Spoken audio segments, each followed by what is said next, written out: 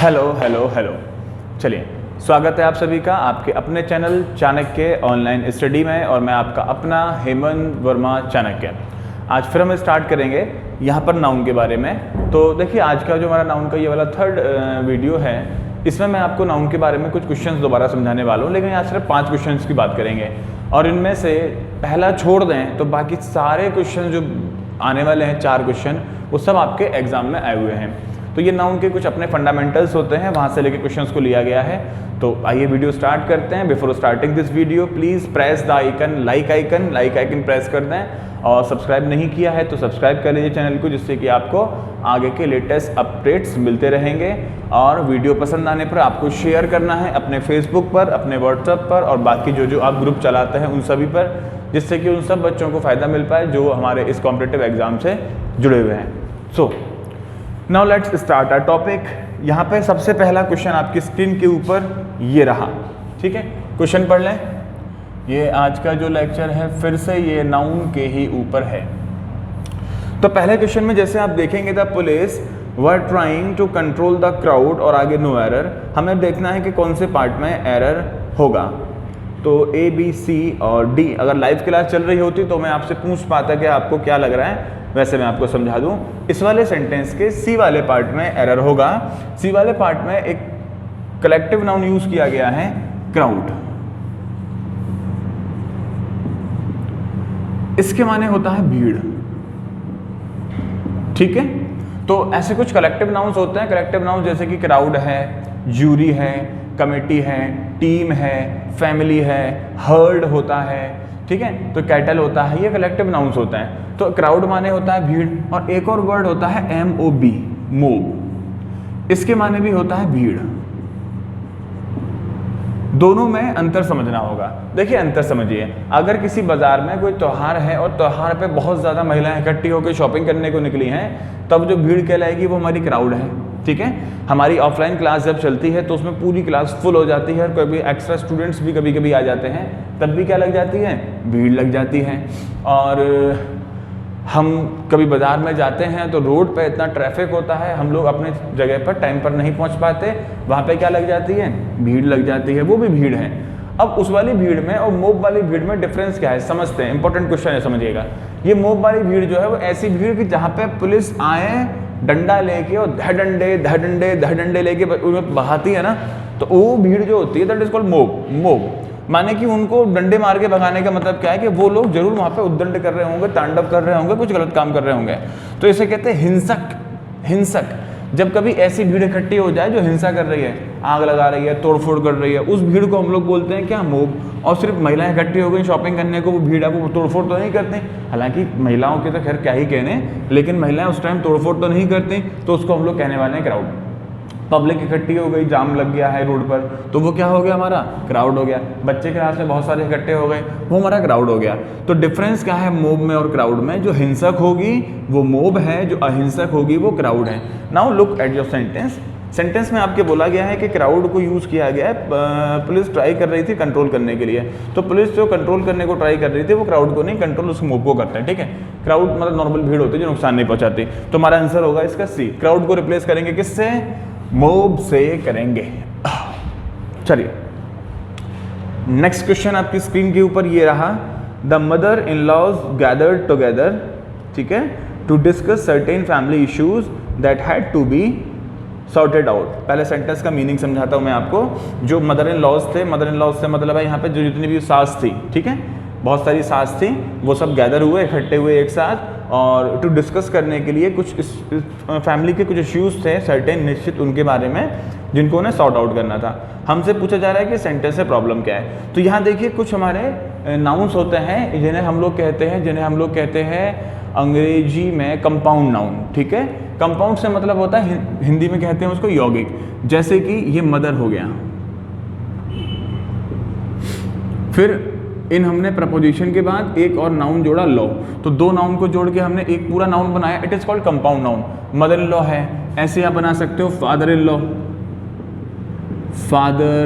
Law, brother in law, sister in law, daughter in law, son in law, इस type के noun हमने एक बना। जैसे होता है कमांडर, इन चीफ, ये सब क्या कहलाते हैं? इन सबको हम कहते हैं compound noun,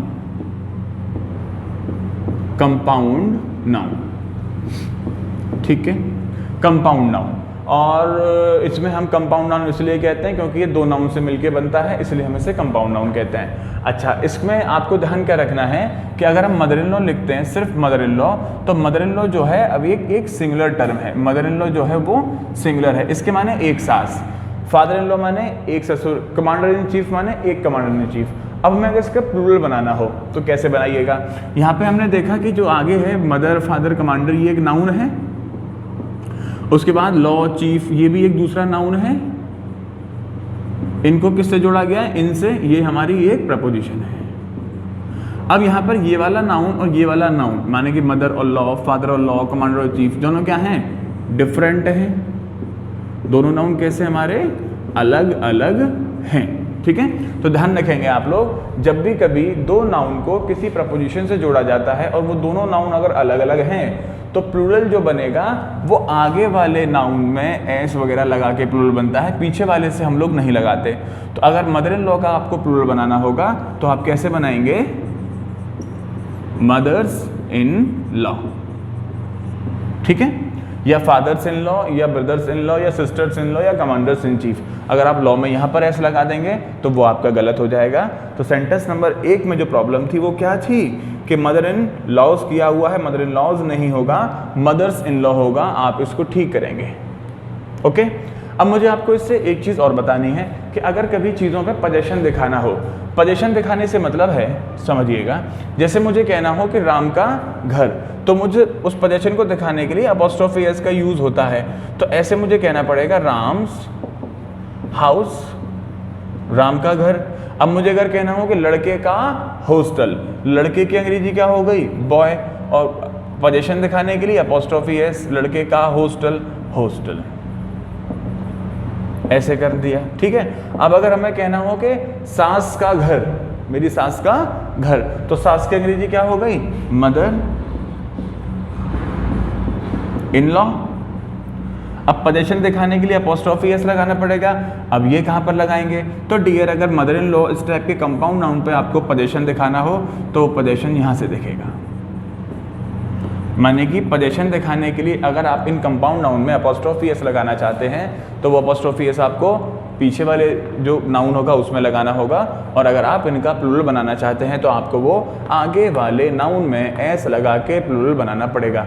got it? Done. चलिए अब मैं आपको इससे आगे पढ़ाता हूँ।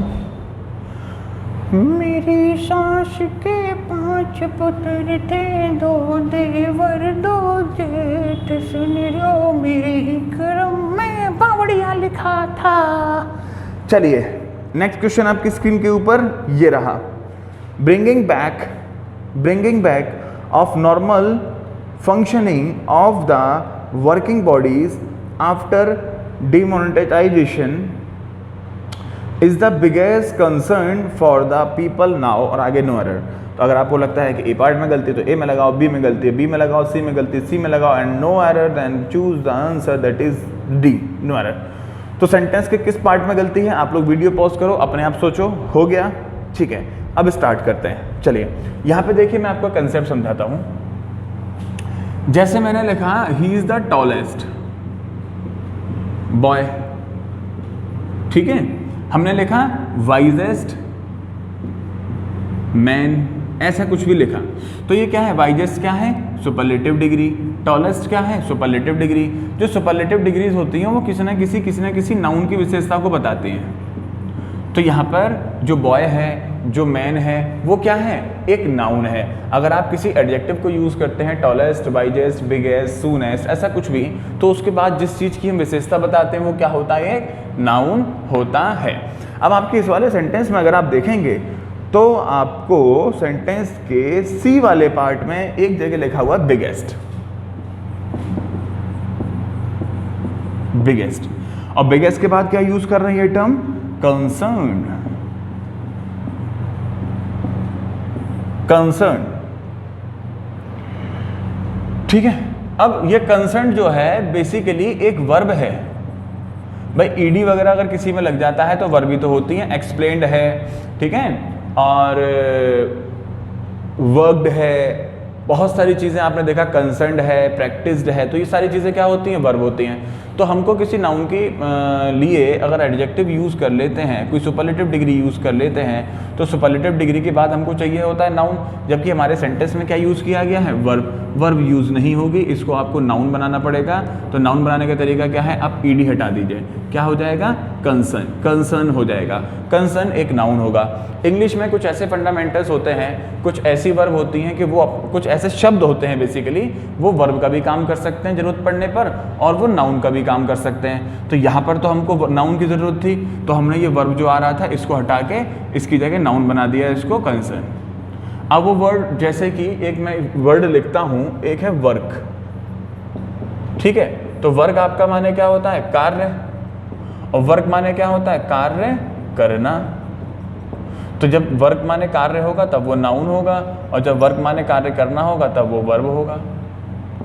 ऐसे बहुत सारी चीज़ें हैं, जैसे कि ऑर्डर, ऑर्डर माने आदेश देना भी होता है तब वो वर्ब होता है, और ऑर्डर माने आदेश भी होता है तब वो नाउन होता है। तो जब ऑर्डर माने आदेश देना होगा तब वो वर्ब होगा, जब ऑर्डर माने आदेश होगा तो वो नाउन होगा। अगर आपको इन चीज़ों का यूज सेंटेंस में नाउन के जैसे चाहिए तो आप नाउन के जैसे करिए, अगर आपको वर्ब के जैसे चाहिए तो आप वर्ब के जैसे करिए। अगर मैं एक सेंटेंस ऐसे लिखता हूँ कि आई हैव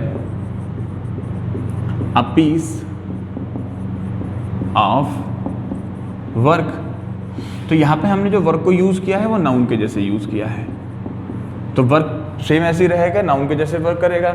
और अगर मैं लिख दूं कि you should work hard,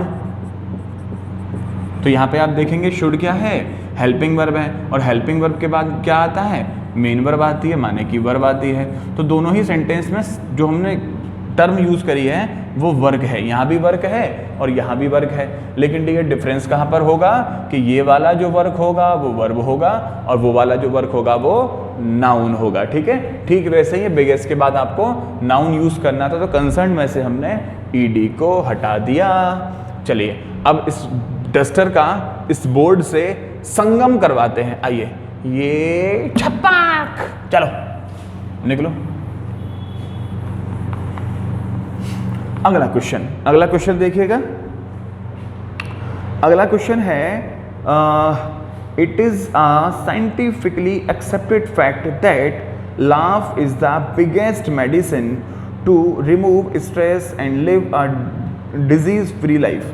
meaning समझ लेते हैं। ये कह रहा है यहाँ पर कि ये साइंटिफिकली एक्सेप्टेड फैक्ट है, विज्ञान ने ये माना है, स्वीकार किया है कि जो लाफ है, हंसी है, वो क्या है, सबसे बड़ी बिगेस्ट मेडिसिन, दवाई है टू रिमूव, हटाने के लिए तनाव को और डिजीज फ्री लाइफ को। अगर आपको स्वस्थ रहना है, तनाव से मुक्त होना है तो हंसिए, है हंसिए, और जोर से हंसिए, है।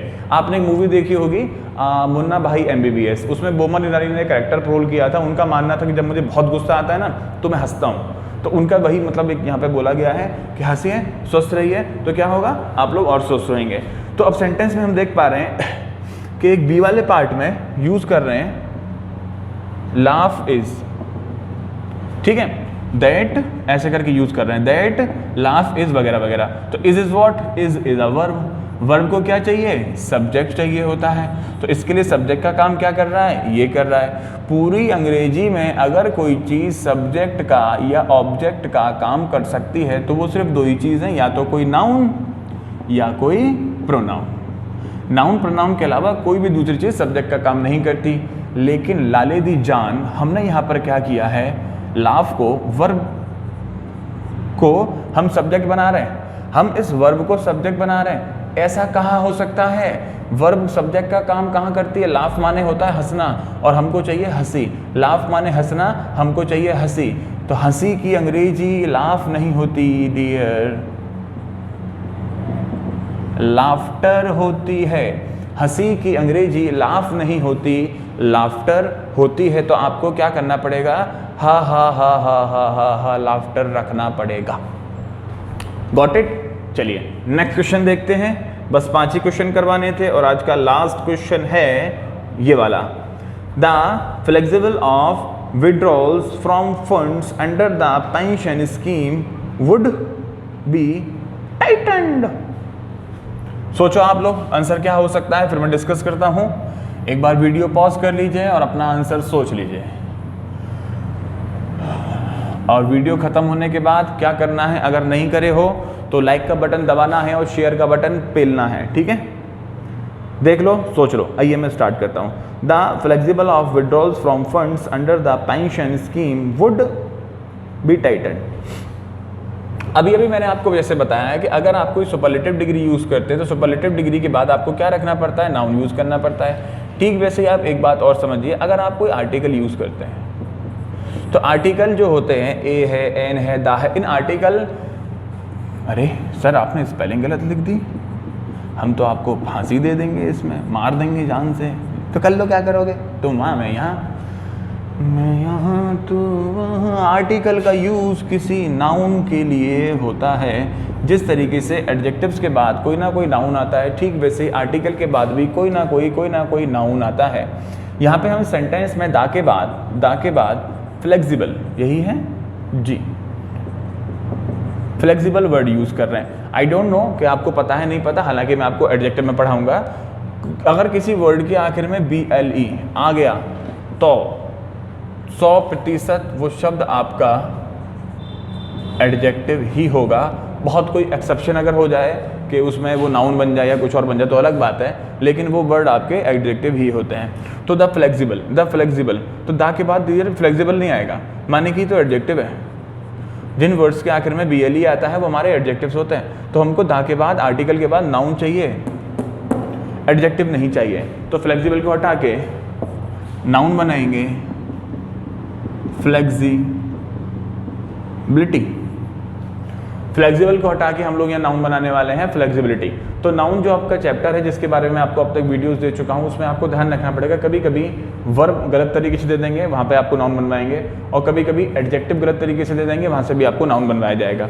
तो चलिए यहाँ हम इसे ख़त्म करते हैं। क्वेश्चन हमारे पूरे हो चुके हैं, फिर मैं आपसे आगे क्वेश्चन लाता रहूँगा। अब मुझे आपसे एक बात कहनी है कि अगर आपको कोई क्वेश्चन परेशान करते हैं, कोई क्वेश्चन, पहले मैंने संगम करवा दूँ, आजा चप्पाक चल। इंग्लिश में अभी जैसे नाउन के ऊपर हम लोग काम कर रहे हैं, या पूरी ग्रामर से रिलेटेड कोई भी क्वेश्चन आपको परेशान करता है, कोई क्वेश्चन ऐसा है जो आपको समझ में नहीं आता है कि उसका लॉजिक क्या होगा, वो क्वेश्चन उसका आंसर ऐसा क्यों हो रहा है, तो वो उसे आप मेरे व्हाट्सअप नंबर मुझे भेज सकते हो 9837772224, ठीक है। I will help you in finding the answer with reason कि ऐसा क्यों हो रहा है। तो अगर कोई क्वेश्चन ऐसा हुआ कि एवं ही बताने वाला, तो वो मैं आपको एवं ही बता दूंगा, और अगर उसके लिए मुझे कुछ लगा कि मुझे और बच्चों को भी बताना चाहिए तो पूरी वीडियो बना के मैं आपको दे दूंगा, ठीक है। चलिए, गुड बाय, टेक केयर।